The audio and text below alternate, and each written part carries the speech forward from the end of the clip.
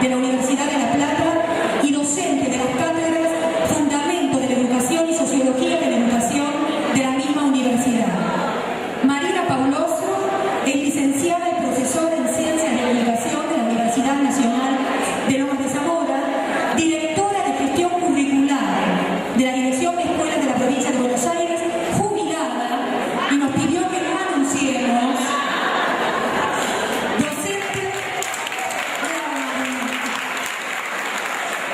Docente de la Cátedra Teoría y Diseño Curricular de la Universidad de Lomas de Zamora, directora de Planeamiento Académico, Facultad de Ciencias Sociales de la misma universidad, consultora técnica en la Comisión Nacional de Evaluación y Acreditación Universitaria, CONEAU, directora de la carrera de posgrado de especialización en didáctica y currículum de la Universidad Nacional de Lomas de Zamora y codirectora de la carrera de posgrado de la maestría en currículum de la misma universidad.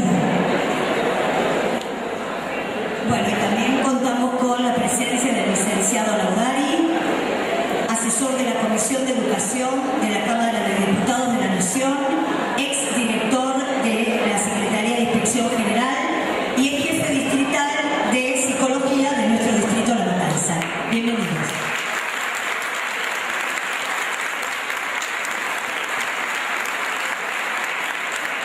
Lo que vamos a hacer, nosotros lo habíamos pensado con Marina, pero Daniel se suma a la propuesta, es poder ir avanzando en el desarrollo de la exposición que nos habíamos planteado, pero hacerlo en términos de diálogo de los que integramos el panel. Así que, bueno, nosotros vamos a empezar. Yo les decía hace un ratito que este es un espacio en términos de protagonismos y protagonista de los docentes, y donde el tema de la escritura es un tema donde uno toma posición. Por eso algunas reflexiones para compartir con ustedes. En primer lugar, tomar a la escritura como práctica social y cultural, principalmente en este espacio de comunidad docente, teniendo en claro que el sujeto es el que constituye el lenguaje y también es constituido por este lenguaje. Nosotros, en este marco, nosotros hablamos del docente que escribe y decimos algunas cuestiones sobre eso. Bueno, en la democracia de Grachi es así. Se le ocurre que me pasaba el micrófono y que tuve que seguir. Es la típica democracia, no sé si ustedes la conocían.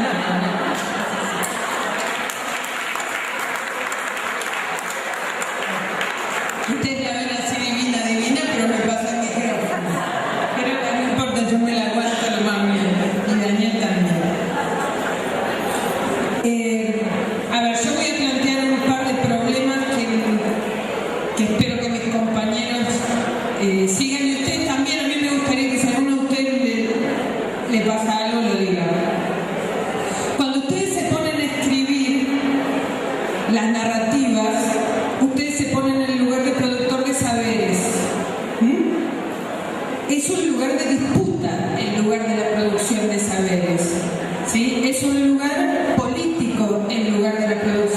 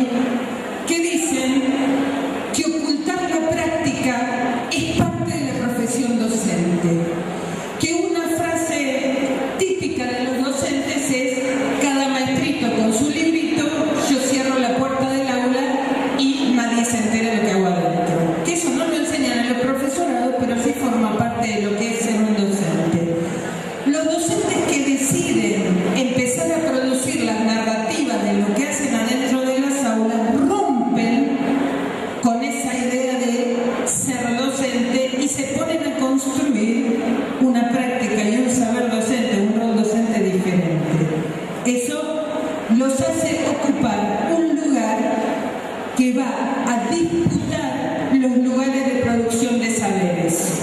¿Qué quiero decir con esto? ¿Cuáles son los lugares de producción de saberes? El compañero Pinó, que se quedó en la casa porque se sentía mal, ocupa un lugar de productor de saberes, ¿sí? Por eso se lo invita a los congresos, porque es un investigador de hace muchos años en historia. La compañera Tiramonti, que escribió el artículo ayer en el diario La Nación, también ocupa un lugar de producción de saberes. Y por suerte no le invitaron, porque andá a saber qué hubiese pasado.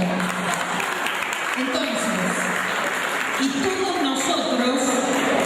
todos nosotros los leemos, ¿sí? Y seguramente los vamos a seguir leyendo.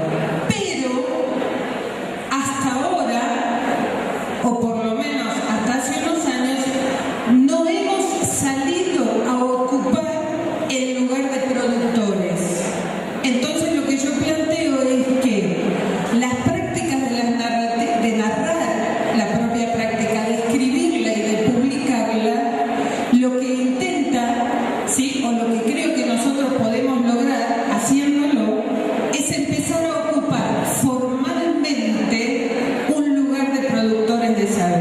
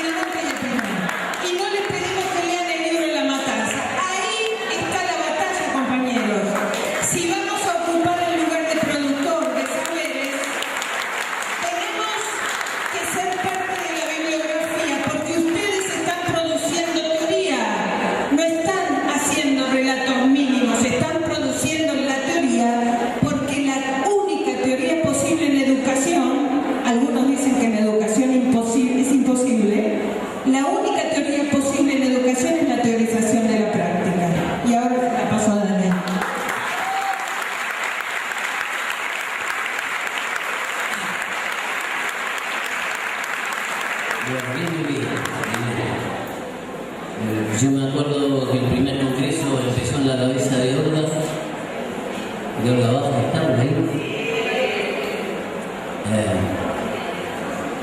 Y a veces como el resultado que durante muchísimo tiempo nos planteábamos que había como una especie de división del trabajo, entre trabajo manual y trabajo intelectual en las escuelas, el que zapa dentro del aula y el que escribe lo que está haciendo. Y en realidad a veces teníamos cosas en los libros que no tenían nada que ver con lo que producían, y siempre decía, hay que animarse a escribir, hay que animarse a escribir, hay que animarse a escribir.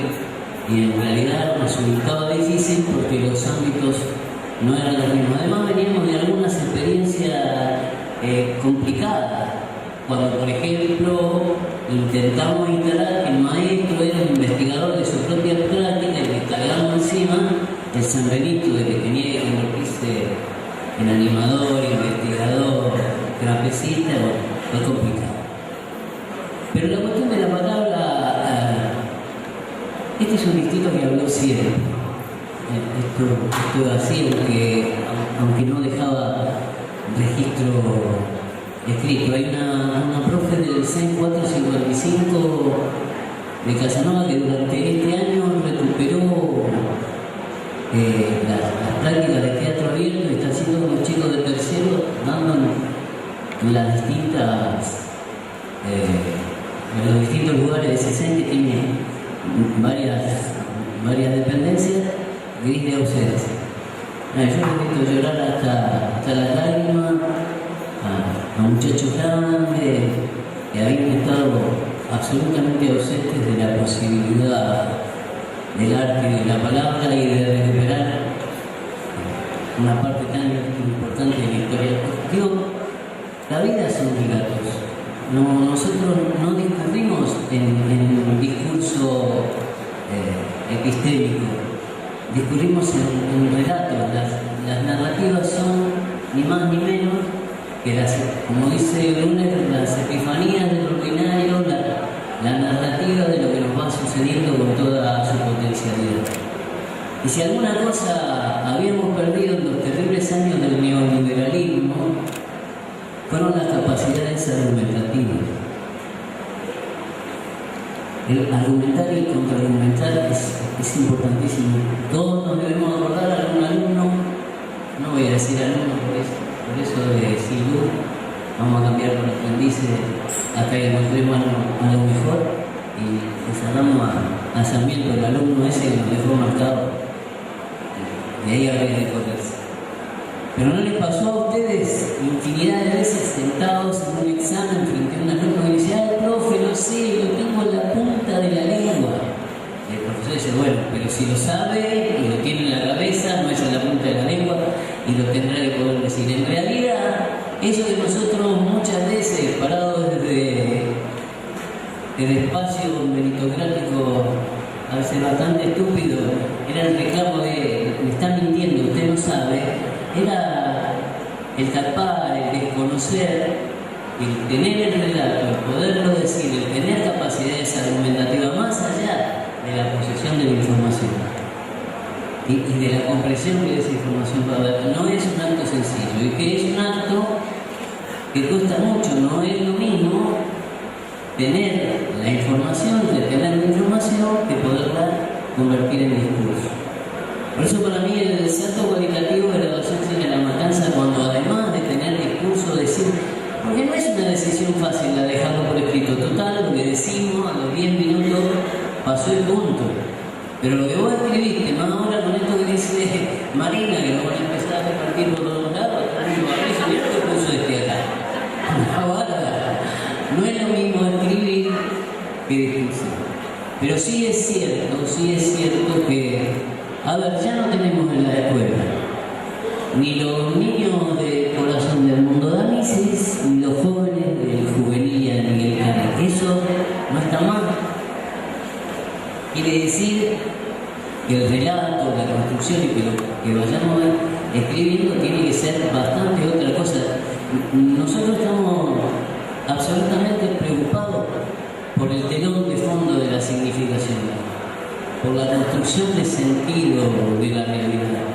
por cómo circula la palabra, por dónde se deposita y con qué idoneidad vamos a producir estudiantes que sean capaces de plantarse en función de una construcción propia de sentido, poder defenderla con su propia palabra. El que no tiene palabras tiene que abrir como eco, abrir la boca y como eco repetir las palabras de un otro. Y en realidad la palabra constituye y debe circular. Los problemas que tenemos en los espacios autos, con la construcción de herramientas en este momento, en todos los niveles, más en secundaria que en ningún otro lado, que es el gran desafío. La 1420 fue el desafío de los 1800. Y la construcción de una secundaria obligatoria de 6 años que se forme ciudadanía es la nueva obligación de la educación en Argentina. Así como hubo educación primaria laica, gratuita y obligatoria, ahora hay que ir por la construcción de esa escuela secundaria. Y hay que ir en serio, hay que militar esto que está escrito en una ley. Hay que militarlo porque nosotros necesitamos en la distribución de la construcción de sentido y en la distribución del capital simbólico que el conjunto de los jóvenes, de los adolescentes, de los adultos capturen esta herramienta. Es imposible entrar a los tiempos que corren sin ese tipo de herramientas. O si no, tendremos que asistir nuevamente a algún fracaso donde los poquitos que tienen la palabra terminan imponiendo su construcción de sentido como modo particular de ver la vida. Yo creo que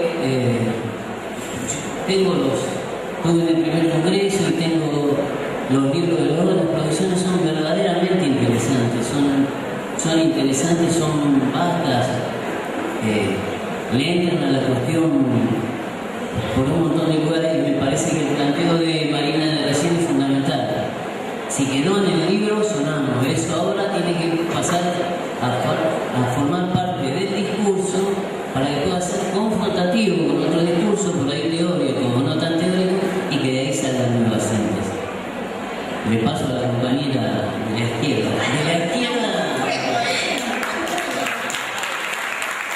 La verdad que en las narrativas que expresan relatos vividos de experiencia, es esto que señalaba Marina de la ida y vuelta a la teoría, ¿no? Digo, no solamente hay un relato, sino hay argumentaciones que se sustentan en teorías que abonan ese relato. Y hay una dimensión formadora de los registros, principalmente porque cuando uno escribe, en ese momento de escritura, se está al mismo tiempo dentro y fuera de la situación que se narra. Porque para narrar y para compartir las propias experiencias del aula, hace falta en primer momento tener cierto valor y también mucha generosidad. Compartir las experiencias de enseñanza es necesario no solamente expresarlas, sino tomar posición pedagógica. Y muchas veces el discurso pedagógico tiene lugares comunes. Y eso es lo que nosotros tenemos que revisar en ese proceso de escritura. Quienes tenemos prácticas de escritura, la verdad es que haya un otro que te lea y te corrija es parte de ese proceso de crecimiento. Ahora, el sistema educativo nos va formando en que la corrección no se da ese proceso de crecimiento. Por eso, cuando entregamos un texto, tiene que ser final y acabado. Y la escritura requiere de ese otro que te lea, que te marque, que te explique, que te señale, que te pregunte, que te provoque a profundizar alguno de los apartados en lo que has escrito. Por eso siempre la escritura piensa en un otro. Primero en un otro que te escribe, que te lee, y ahí está cuál es el lugar del lector para quien escribo. Al compartir las experiencias, también se genera la posibilidad de conocer otras, de conocer alternativas, y así los universos se amplían. Siempre se habla del poder liberador de la escritura, pero también la escritura implica un distanciamiento. Escribir implica necesariamente la objetivación, y es a partir de aquello que estamos objetivando que nos permite a nosotros dar ese paso para poder escribir sobre ese objeto que hemos decidido escribir. Por eso decimos que la escritura genera conocimiento. Comprender cómo se escribe la historia, cómo se escribe el texto, se relaciona con la comprensión de aquello que se escribe en nosotros, de aquello que nuestra trayectoria docente escribió en la práctica cotidiana. Releer esa práctica, rever autobiográficamente la experiencia pasada, la situación presente y las perspectivas futuras, significa reescribir y resignificar la experiencia. A través de la narración de las experiencias se teje el sentido de la historia como proceso de recreación del significado. En un mundo en el que todo se desplaza tan vertiginosamente, las identidades laborales, las escritas o las narradas, pueden funcionar como un núcleo de pertenencia que dé respuesta a la búsqueda de grupos a los cuales uno puede sumarse y del cual se construyan rasgos de una identidad específica. ¿Qué quiero decir con esto? ¿O qué significa esto vinculado con el Congreso de Narrativas? El Congreso de Narrativas en La Matanza va construyendo su identidad, y uno en esta escritura de las narraciones que se van haciendo empieza a encontrar referencias, como encuentra en otros espacios.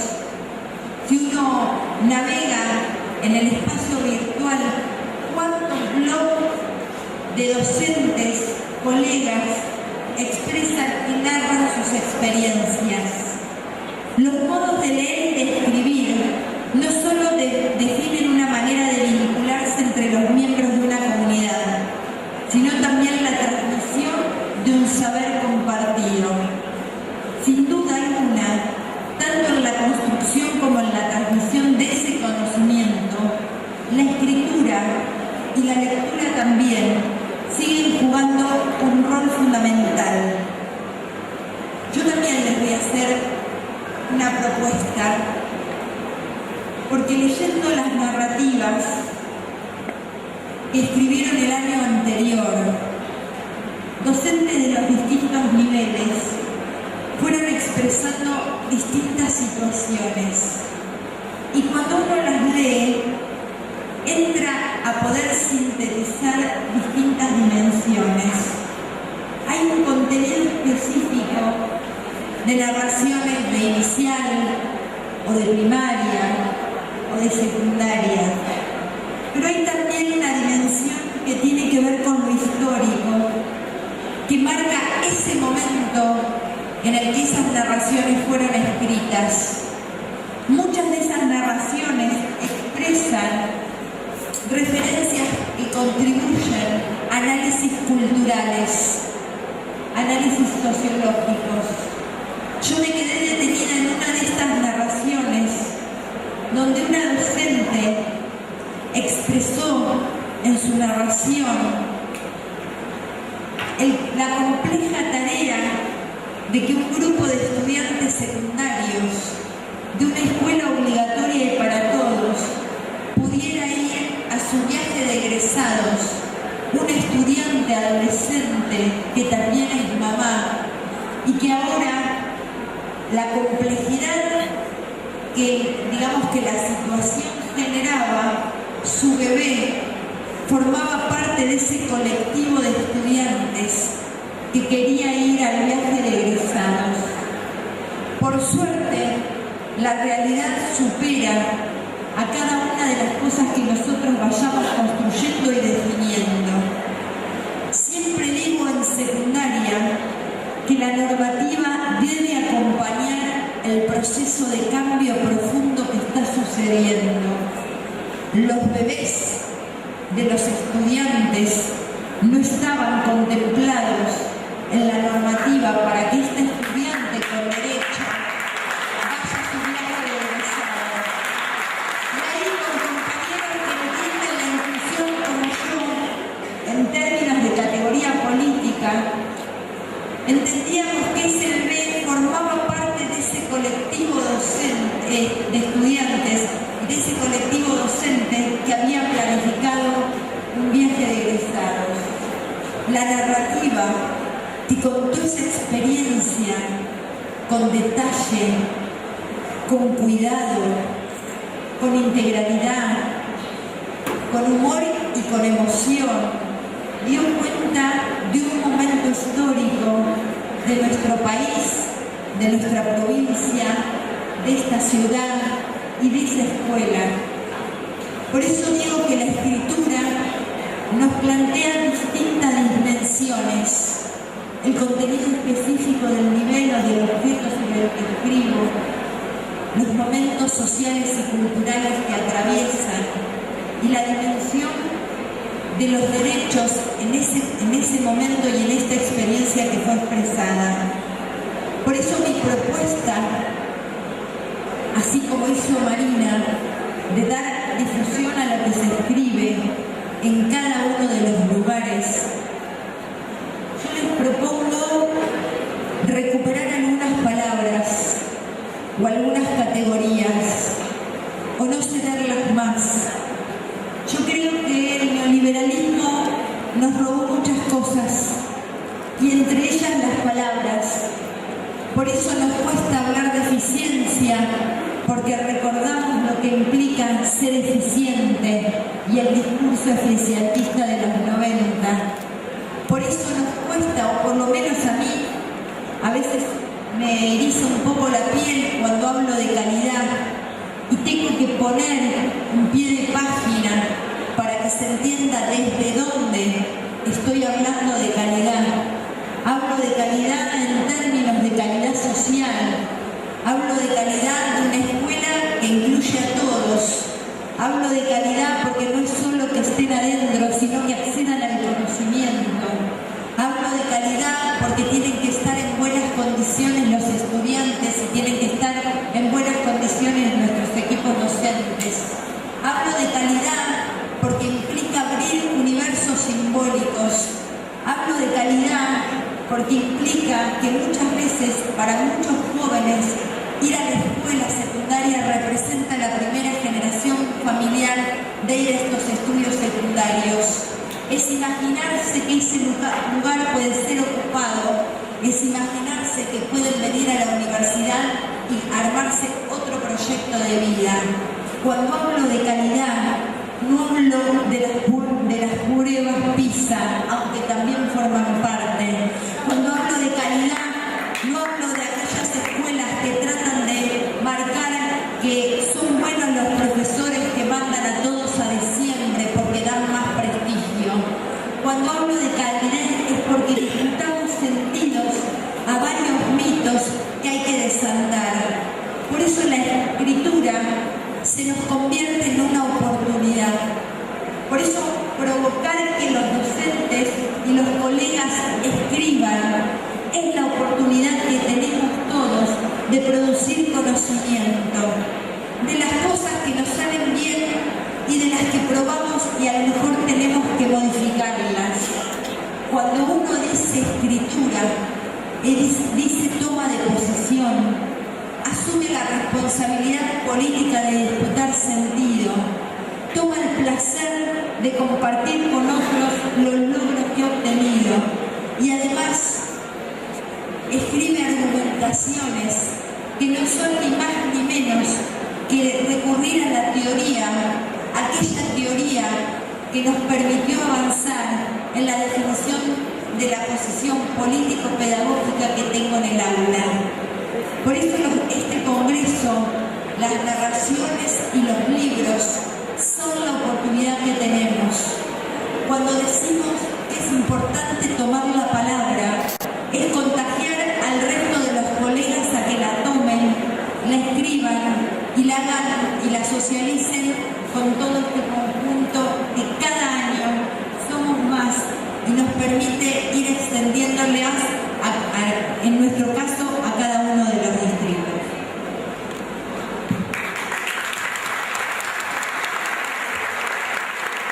compañera, ¿no? Que comprometida, porque la verdad, si dijera esto acá y después trabaja de otro lado, pero trabaja desde lo que dice, que a veces no es tan frecuente. A ver, una o dos cosas. Así como que hay una producción interesantísima acerca de las prácticas y se está constituyendo una narrativa interesante y frondosa, hay una especie de narrativa de currículum oculto que no viene. Eso de no estoy preparado para trabajar con estos pibes, la violencia, el tema de alguna vez nos vamos a tener que sentar sobre nuestra propia conciencia a ver qué corno hacemos con tanto paro, diciendo que estamos en defensa de la escuela pública y dejando a pibes todo el día.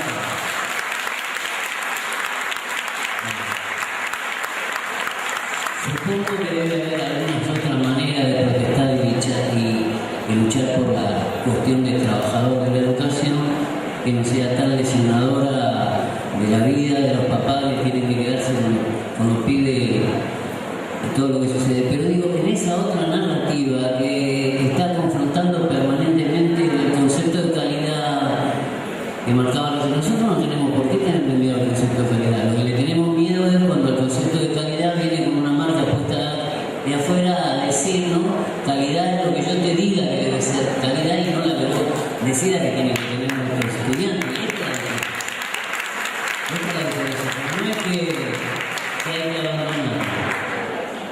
Pero digo, yo estoy sumamente preocupado porque no podemos poner dentro de los relatos, a ver, ya no alcanza con que un conjunto de docentes, fundamentalmente de la media, porque la primaria con los 6 años ya se agotó, está clarita, es más fácil, el guardapolvo blanco, la maestra, los pibes, la palomita, la primaria ya casi que está. Pero digamos que el libro lo tenemos en la secundaria, lo tenemos en dos vertientes. Yo me voy a permitir, si no sería yo, algunas preocupaciones. La primera pasa por las distintas formas de acreditar la escuela secundaria. Y si bien estoy absolutamente convencido que los fines eran imprescindibles, porque nosotros veníamos con un retraso, con una deuda, con nuestra juventud y con nuestra adolescencia y con adultos que no habían podido terminar, pero hay que pensarlo. Yo siempre recuerdo cuando en los planes de alfabetización de los años 80, Lidia Baigorria dijo, es tan exitoso el plan que lo vamos a mantener para siempre. Mierda, si es un plan de alfabetización y va bien, lo tiene que levantar. ¿Cómo lo va a lograr? Digo, estoy preocupado, absolutamente preocupado, por estas distintas maneras, una manera pobre y de otra manera de acceder a la escuela secundaria. Yo creo que ya debiéramos ir encontrando modos de tener una secundaria habitable, de calidad, donde no estemos permanentemente diciendo con esta violencia no se puede, yo no estoy preparado para estos pibes, y que vayamos trabajando en ese sentido y que no haya hacia el costado una colectora para ir resolviendo, porque digo, es bueno la acreditación y el grado, convengamos que no es lo mismo, ¿no? El que atraviesa la secundaria tiene una vida distinta, el estudiante, no solamente desde el contenido, desde el estatus. La narrativa que comentaba recién la compañera, un viaje de egresado con un bebé, pasa si vos vas todos los días a la escuela y tenés viaje de egresado, lo pasas, y después lo contás toda la vida, tus hijos, tus nietos, esos 10, 12 días. Pero pasa ahí, pasa en la vida propia del estudiante de la escuela secundaria y la tenemos que recuperar como un modo de vida.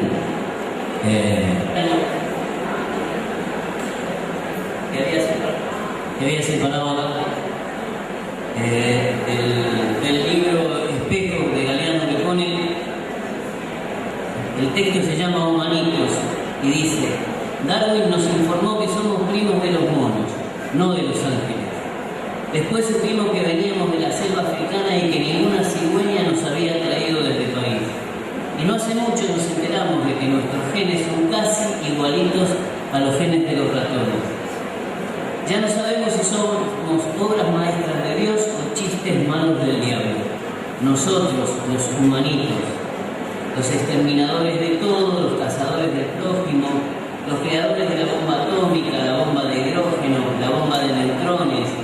que es más saludable que todas porque liquida a las personas pero deja intactas las cosas, los únicos animales que inventan máquinas, los únicos que viven al servicio de las máquinas que inventan, los únicos que devoran su casa, los únicos que envenenan el agua que les da de beber y la tierra que les da de comer, los únicos capaces de alquilarse o venderse y de alquilar y vender a sus semejantes, los únicos que matan por placer, los únicos que torturan, los únicos que violan y también los únicos que ríen, los únicos que sueñan despiertos, los que hacen seda de la baba del gusano, los que convierten la basura en hermosura, los que descubren colores que el arcoíris no conoce, los que dan nuevas músicas a las voces del mundo y crean las palabras para que no sean mudas la realidad ni su memoria.